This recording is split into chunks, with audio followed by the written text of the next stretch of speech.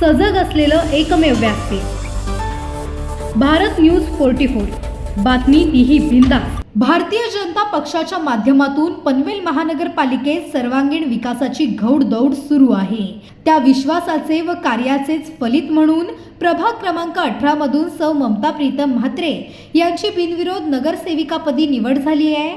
ही निवड म्हणजे जनतेने व कार्यकर्त्यांनी दाखवलेला विश्वास आणि भारतीय जनता पक्षाच्या विकासाभिमुख कार्यपद्धतीची पोचपावती आहे। यासोबतच पनवेल महानगरपालिकेत भारतीय जनता पक्षाच्या वतीने बिनविरोध निवडून आलेल्या सौ ममता प्रीतम म्हात्रे यशस्वी नगरसेविका मनपूर्वक अभिनंदन व पुढील कार्यासाठी शुभेच्छा।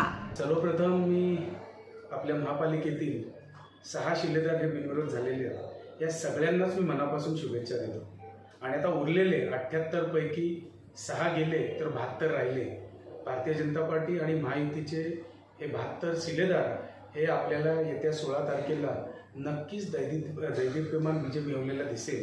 कारण आता तुम्ही बघाल हे पहिल्यांदाच असं झालं आहे की पनवेल महापालिकेत 6 जण बिनविरोध निवडून येणं हीच तर खरी कामाची पोचपावती आहे। आणि आज प्रभाग 18 मधून जिथून मी निवडून आलो होतो तिथूनच माझी पत्नी ममता निवडून येणं ही माझ्यासाठी खूप मोठी गोष्ट आहे। आणि खरोखर नागरिकांनी ज्या पद्धतीनं विश्वास माझ्यावर टाकलेला आज तोच विश्वास आज ममतावर आणि सन्माननीय नितीन पाटील हे देखील बिनविरोध निवडून आलेले आहेत या 18 मध्ये। तर या दोघांवरही चांगला विश्वास टाकलेला आहे त्याबद्दल मी प्रभाग 18 मधील माझ्या सर्व नागरिकांना मनापासून धन्यवाद देतो आणि त्यांचे ऋणही व्यक्त करतो। यांनी कामाचा लावलेला धडाका आणि त्याच्या सोबतच ही सगळी मंडळी आम्ही आहोत। आणि खरोखर ज्यांचं नाव आज घेतलं पाहिजे ते आदरणीय रवींद्रजी चव्हाण साहेब जेव्हापासून या महाराष्ट्राचं अध्यक्षपद घेतलं आहे आणि त्याहीपेक्षा आधी हे त्यांची कामाची जी पद्धत आहे ही खूप वाखाणण्याजोगी आहे। आणि खरोखर त्यांच्यानंतरच आदरणीय मुख्यमंत्री देवेंद्रजी फडणवीस साहेब आणि आपल्या इथले खरोखर रायगडचे भाग्य विद्यार्थी ज्यांना म्हणतो ते आदरणीय रामशेठ ठाकूर साहेब, माझे वडील सन्माननीय JM म्हात्रे साहेब, आदरणीय प्रशांतजी ठाकूर साहेब, आदरणीय महेशजी बाले साहेब, विक्रांतजी पाटील साहेब आणि ज्यांचं नाव खरोखर घेतलं पाहिजे ज्या दोघांनी आम्ही सोबत महापालिकेत काम केलं आहे ते सभागृह नेते परेशजी ठाकूर आणि त्यावेळी मी असणारा विरोधी पक्षनेता प्रीतम म्हात्रे। कारण या दोघं असं सांगतोय की त्यावेळी जी समाजोपयोगी कामं आणि जी कामं सरळ मार्गाने चालतात त्या कामांना आम्ही कधीच एकमेकांशी विरोधाभास केला नाही, म्हणून हे सुकर होण्यास हे कारण असू शकतं असं मला वाटतं। आणि याही पुढे जाऊन आता आम्ही दोघेही सभागृहाच्या बाहेर आहोत, परंतु ज्या पद्धतीनं कामं केली पाहिजे ती आम्ही या सर्व शिलेदारांकडनं आम्ही करून घेणार आहोत। मी तमाम या सर्व पनवेलमधील जनतेला पुन्हा एकदा धन्यवाद। आपण म्हणाल की होतो त्यावेळी 30% करमाफी झाली, त्यावेळी युडी मंत्री आपले एकनाथ शिंदे साहेब होते। आज तुम्ही बघाल की आज ते सुद्धा आहेत, या सत्तेतच आहेत। त्याच्यामुळे मला वाटतं जो आत्ता आमदार प्रशांतजी ठाकूर साहेब ज्यावेळी शास्ती माफ करण्याचा विषय होता त्यावेळी हे सगळं शास्ती माफीचा विषय नंतर झाला। म्हणजे आत्ताचे मुख्यमंत्री सन्माननीय देवेंद्रजी फडणवीस साहेब यांच्या काळात ही शास्ती माफी झाली, परंतु हे सगळं झालं हे नागरिकांच्या हिताचं झालं। त्याच्यामुळे कितीही कोणी म्हटलं की हे आत्ता तसं होतं तेव्हा आता तसं होतं असं नाही आहे, हे सगळं ऑन पेपर आहे। त्याच्यामुळे येत्या पुढील काळात जशी शास्ती माफी, व्याज आणि दुसरं देखील जे त्यांना एक्स्ट्रा तुम्हाला पॅनल्टी लावली होती या सगळ्या माफी झालेल्या आहेत। त्याच्यामुळे मला वाटतं याच्यात कुठेच दुमत असणार नाही। आणि येत्या पुढच्या काळात टॅक्स तर आहेच, परंतु ज्या सुविधा आहेत या सुविधा म्हणजे जसे तुम्ही रस्ता काँक्रिटीकरण असेल, अंडरग्राऊंड ड्रेनेज असतील आणि गावांमधला विकास जो खरा थोडा थांबलेला आहे ते कशामुळे थांबले हे देखील आपण प्राधान्याने लक्ष दिलं पाहिजे। पण ते कसं सिडको आणि महापालिका या दुहेरी भूमिकेत जे राहिले त्याच्यामुळे गावांचा जे जुन्या ग्रामपंचायती आहेत त्यांचा विकास थोडा खोळंबलेला आहे। पण आता येत्या काळात या सगळ्या गोष्टी क्लिअर करण्याचं काम माननीय आमदार प्रशांतजी ठाकूर यांच्या अध्यक्षतेखाली आम्ही सर्व करणार। पनवेलला बोलताना बघतोय मी की म्हणजे याच्या आधी ती कधीच तुम्ही देखील पत्रकार बंधू आणि भगिनी जाणताय ती कधीच बोलली नाही। फक्त ती 15 वर्ष माझ्यासोबत आहे अर्धांगिनी म्हणून, पण तिने JM म्हात्रे संस्थेच्या मार्फतच सगळी कामं मग आत्ताच तुम्ही झालेलं या गेल्या पावसाळ्यात झालेलं तुम्ही बघाल अतिवृष्टी झाली परांडे तालुक्यात झाली, परांडे जिल्ह्यात तुम्ही बघाल धाराशिव जिल्हा आणि परांडे तालुक्यात ही स्वतः तिथे गेली होती। मी दसऱ्याच्या दिवशी गेलो होतो ही स्वतः तिथे सगळ्या महिला तिच्या मैत्रिणी सगळ्याजणी गेल्या होत्या, तेव्हा काय तिचं राजकारण हे नव्हतं. हे आत्ताचं उदाहरण दिलं. तिला सुद्धा आवड होती हे मी बघायचो. मी तिला खूपदा बोलायचे की आता संस्था तूच बघ, कारण संस्थेच्या अंतर्गत 2,500 विद्यार्थी शिक्षण घेत आहेत.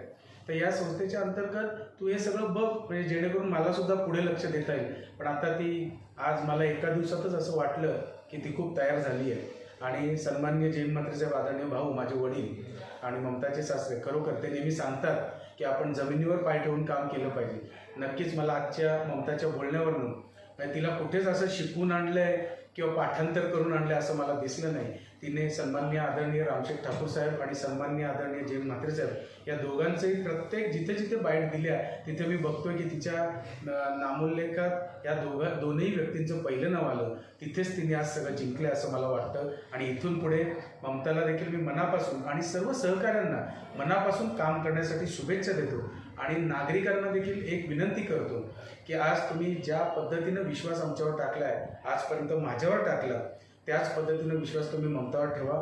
नक्कीच त्या विश्वासाला कुठेच मी तडा जाऊ देणार नाही, कारण लक्ष हे माझं असणार आहे. एवढं सांग. खरं तर तुम्ही बघितलं की एवढे जण आम्ही सांगितलं होतं, आज ते कारण सांगावं लागेल की आम्ही कुठेच, ममताने सांगितलं मला हार घालू नका, मला काहीच नको.